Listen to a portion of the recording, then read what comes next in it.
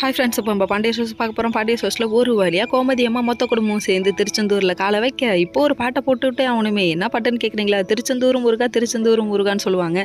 தேவதையாக வந்தால் தலைவலியாக தந்தான்னு வேற சொல்லுவாங்க. அப்படி யாரை பார்த்துப்பா போட தோணுது அப்படின்னு சொல்லி கேட்டால், புது மாப்பிள்ளைக்கு சதீஷுக்கு நம்ம அரசியை பார்த்தா பாட தோணுது போல்.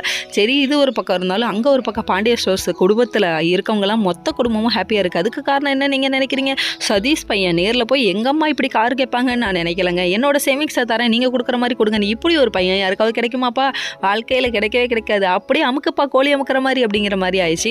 அதுக்கப்புறம் இந்த விஷயத்தை இவங்களுக்கு சொல்லியே ஆகணுங்கிறதுக்காக கால் பண்ணுறாங்க. இவங்க ஒரு பக்கம் ரூம் வீடெல்லாம் சுற்றி பார்த்துட்டு, ஆளுக்கு ஒரு ரூமில் இருக்க வேணாம், எல்லாரும் ஒரே ரூமில் இருப்போன்றாங்க. கோமதி அம்மாக்கு பேயினா பயம், இதுக்கு பேயினா சர்க்காண்டி அப்படிங்கிறாங்க. சரி, இதெல்லாம் ஒரு பக்கம் இருக்க அதுக்கப்புறம் என்ன சொல்கிறாங்கன்னா, ஒரே ஒரு வார்த்தை தாங்க, காஃபி போட்டு குடிச்சிட்டு வரலாம் அப்படின்னு சொல்கிறாங்க. இங்கே வந்து நீங்கள் சமைக்கவே கூடாதுன்னு பாண்டியனோட ஆர்டருங்கிறாங்க. பொண்டாடியை தாங்கன்னு தாங்குறாரு பாருங்க. வெளியூர் போயும் பொண்டாட்டிக்கு கடையில் வாங்குறது பிடிக்காதுன்னு தெரிஞ்சு சமையலாலேயே ஏற்பாடு பண்ணியிருக்காங்கன்னா எப்படியாப்பட்ட மனுஷன் ஐயா? வரே வா, பாண்டியனா சும்மாவா? பாண்டியன் கால் பண்ணி நடந்த விஷயத்த சொல்ல உடனே சதீஷை உயர்ந்த இடத்துல வச்சிருக்காங்க. சதீஷ் நல்லவர்னு எனக்கு அப்பயே தெரியும் சொல்லிட்டு மீனா ஜட்ஜ் பண்ணிட்டாங்க. மீனா ஜட்ஜ் பண்ணால் கரெக்டாக தான்ப்பா இருக்கும். சுகன்யா கேட்டவங்கன்னு சொன்னாங்க. யாராவது நம்பினாங்களா? கடைசியில் பார்த்தா அவங்க அந்த ரேஞ்சில் தான் இருக்காங்க.